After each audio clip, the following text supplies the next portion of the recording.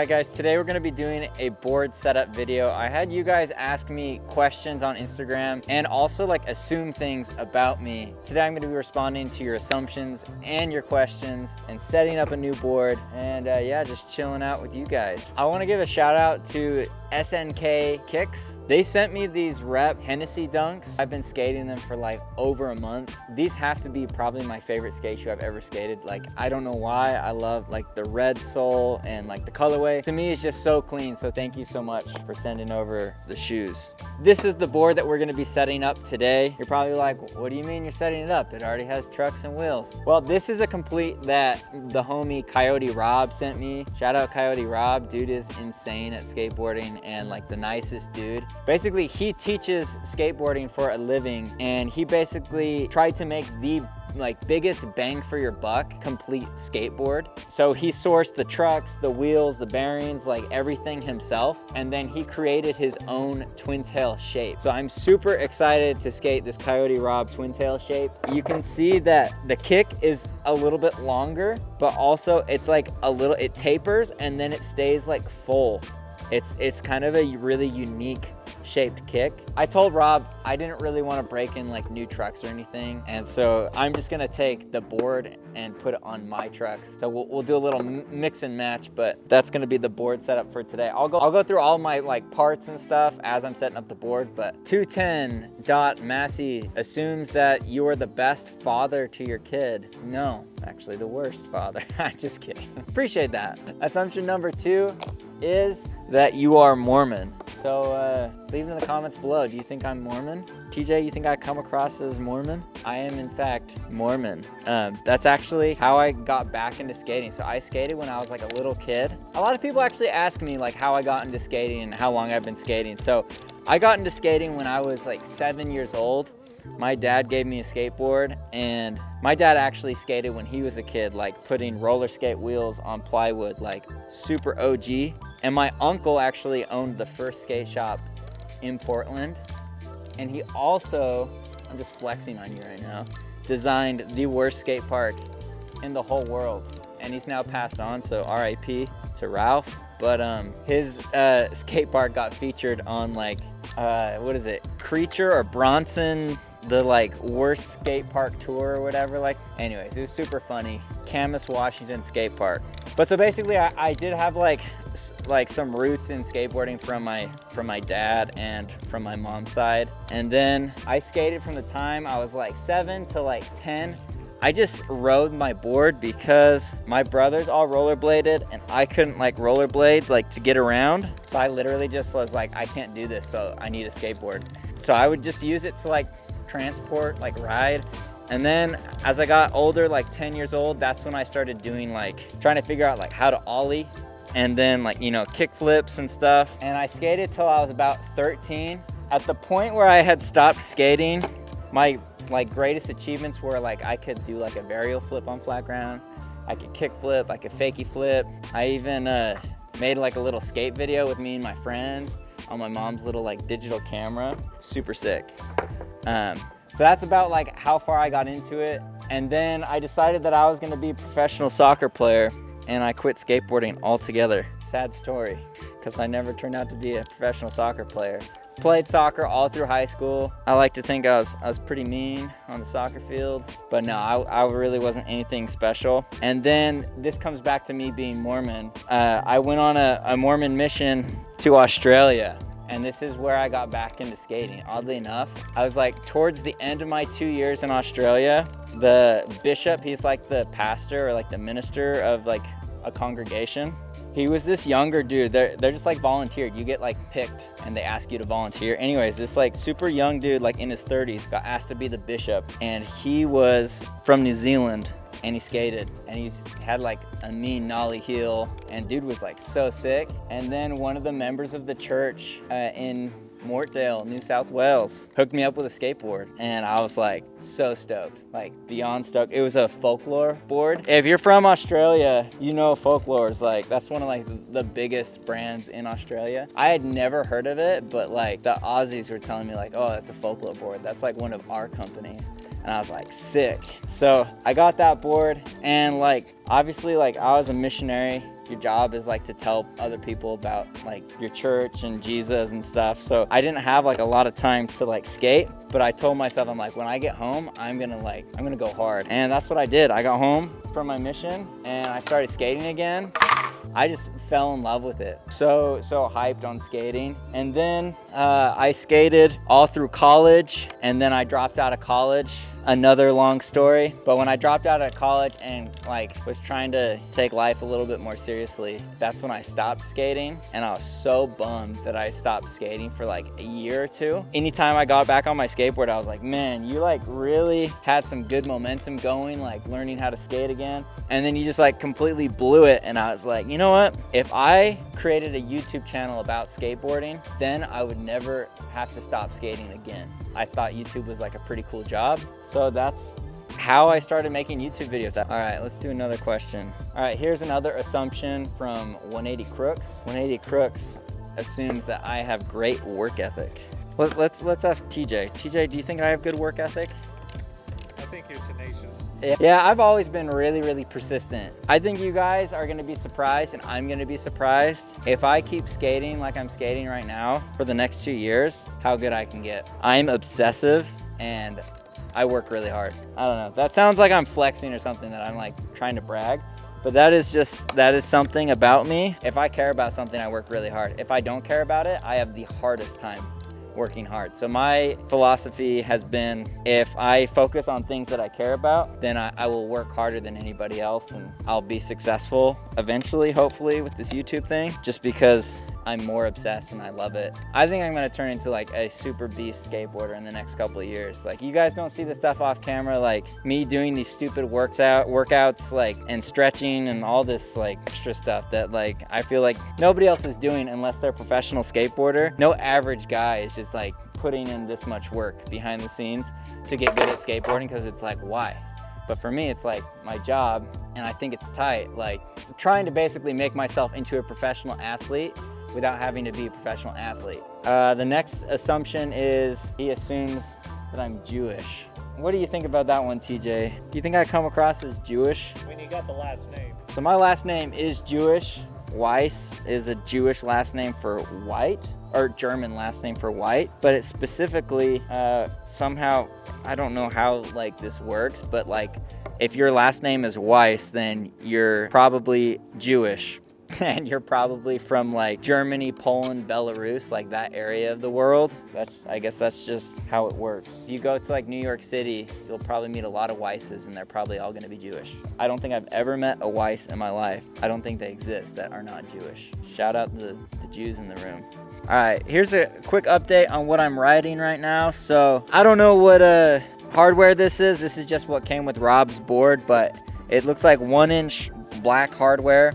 I'm kind of bummed that it's 1 inch. I generally prefer 7/8, but this 7/8 shake jaunt that I had on my other board was like, I don't know, it was getting kind of old. I might switch it out at some point, but I prefer the look of black bolts rather than colorful bolts. So that's why I switched it, even though it's longer. Now, as far as the trucks go, we're still riding the Ishod Wair Thunder lights. They're Thunder Raw lights. They've got a hollow kingpin, and they're size 148, and I'm riding them on a 825. So I'm not sure if that means the trucks are a little small or exactly right, but that's what I'm riding. That's what I've been riding. My last board is 825 as well. I've been skating like 8.5s for a while, and then went down to 838. 838 is probably my like perfect happy medium size. But then like if I'm trying to flip my board more and like level up with my skating, going down to like an 825 can like help me out. I could even go down to like 8125 if I wanted to, but I feel like 825 is already like narrow enough, wide enough, light enough, like everything that I don't really feel the need to go any smaller than that. All right, so let's get into some of your guys' questions. The first one is from the homie Max, and he says he needs help committing, and Alex Underwhelming or something asks what my favorite trick is. So as far as the committing question, if you need help committing, I think you need help probably practicing more. Like everything comes down to just like, you gotta break it down into a small enough bite-sized piece that you can figure it out, because skateboarding shouldn't feel super gnarly all the time. If you're having a problem committing, you should probably figure out what you're working on and break it down into something different. So like if you're trying to learn how to 50-50 on a ledge and you feel like you're not confident enough, practice your ollies rolling really fast, or practice like really leveling out your ollies, but basically break apart the individual parts of the trick and like practice those so that committing isn't scary anymore.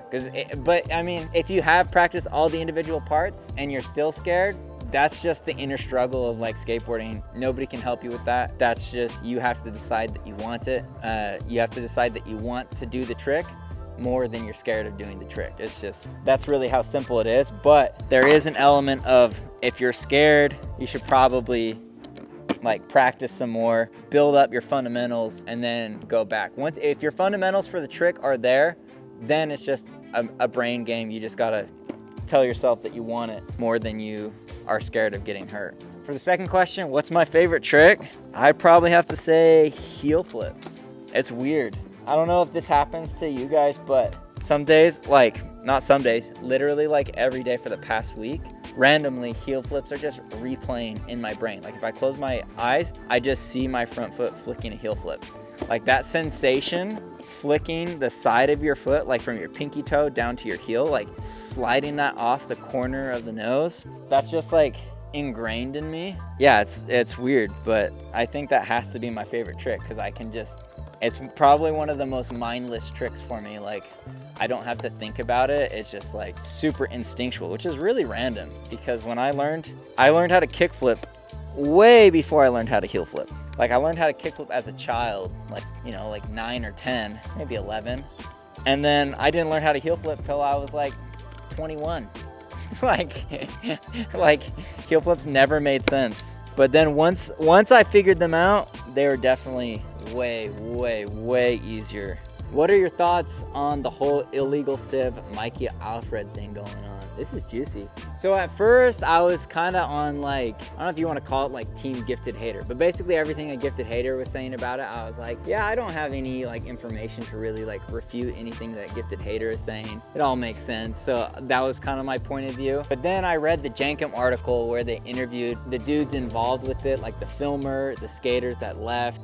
They interviewed Kevin White, and then finally they interviewed Mikey Alfred. And so now I feel like my consensus is this. I think Mikey is low-key crazy, but like not as crazy as this whole thing is making him out to be. Like I feel like the situation is just like gotten away from him and now he doesn't know like how to handle it, and he's just like being overly immature about it. But then like hearing from the skaters and the filmer, like they were all saying like, yeah, like Hell Week was gonna be like this cool video and they were all working really hard and like things were clicking and like things were honestly like going good until they weren't. And like even Kevin White said that like he doesn't have any like bad blood with like Mikey Alfred, and like I don't know. So basically this is where I'm at with it all. I can't think of another successful like board company, and you guys can correct me in the comments, I couldn't think of one, a successful board company that did not have a like solid pro skater at the head of it,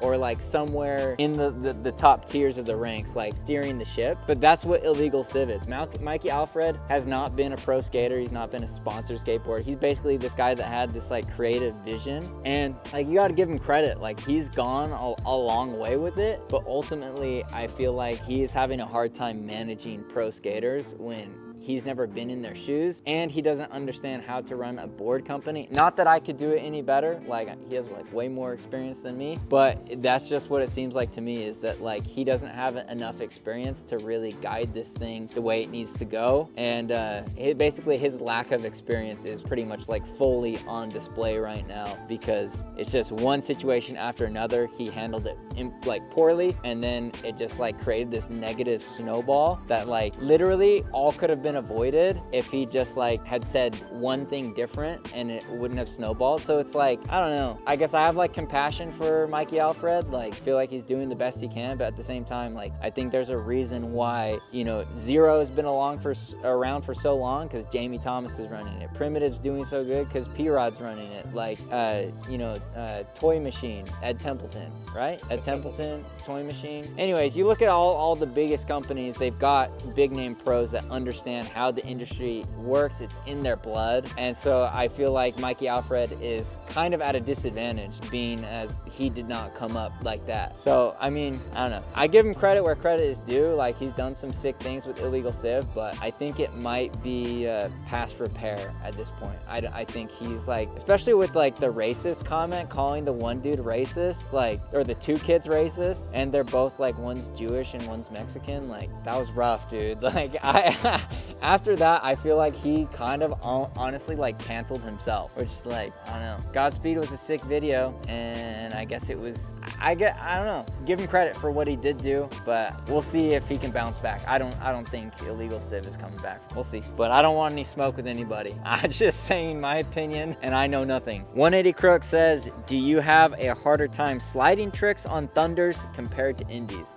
It's a good question. I don't think I don't think it's harder either way. I notice crooks are harder on Indies and they're easier on Thunders. I guess I don't notice a difference between no slides on Thunders or Indies. The homie Matt DG, shout out Matt DG, go check out his channel. He's a real dude. I really like Matt DG. You guys all need to follow Matt DG. We need to make Matt DG blow up. I mean, he's bigger than me, but still, he needs to be bigger than he is. Shout out Matt DG. Matt DG says, how do you unlock the swag? Honestly, I think you go to thefridaywarehouse.com and cop some merch. I think that's how you do it, TJ. Is that how you do it? That's how you do it, so make every day a Friday, bro. That's how you unlock the swag. Jacob the Skater, homie from Logan, Utah, asks, what's your dream? What do you want to accomplish with skating? There's a few things that are like big goals. I want to ollie a 10 stair. That's just like double digits. When I was a kid, like jumping down stuff was what it was all about. So like I've got to get my legs stronger and healthier in order to do that. But 10 stair is one thing. And then also I want to be able to crook nollie flip. I don't know, like I would like to do like a flip in, flip out, like maybe like flip nose slide, nollie flip. I want to be able to like get so good that people are like, I never thought you would ever get that good. Go from where you were at to like where you are now. I want people to be like blown away by that progression. What I'm saying, bro, can you skate? No, I just kick flip, anything? Flip? No, I can't. Hey, but yeah, look, go ahead, post your driveway. The fourth I know, I ride bikes, but bro. We're in the middle of something right now, dude. Go ahead. Yeah, we're in the middle of filming something. Look, boy, if you want, All right, bro, we need like 5 minutes. We're just. What's an ollie? I don't know what an ollie ollie at is. least? I can't ollie. You're No, lying, I can't do anything. Yeah, I can't do Lying, anything. bro. No, I'm just a poser, dude. Let me- So yeah, trucks, we got the Thunder 148s, wheels. I've been sticking with the OG classic Spitfires. These are the Ishod Wair Pro model. I switched over from the square wheels, the side cut Spitfires, and I don't know, I've been liking the OG classics. For bearings, we've got the SKF Ishod Wair. Shout out to Parade World. They pretty much hooked me up with like my whole setup other than the board. That's pretty much it. Like Ishod Wair, everything, wheels, trucks, bearings, and then the Coyote Rob twin tail. Not gonna do anything with it today, but stoked to try it out. Thank you guys for your questions. Remember to make every single day a Friday. I'll catch you guys in the next video. Peace.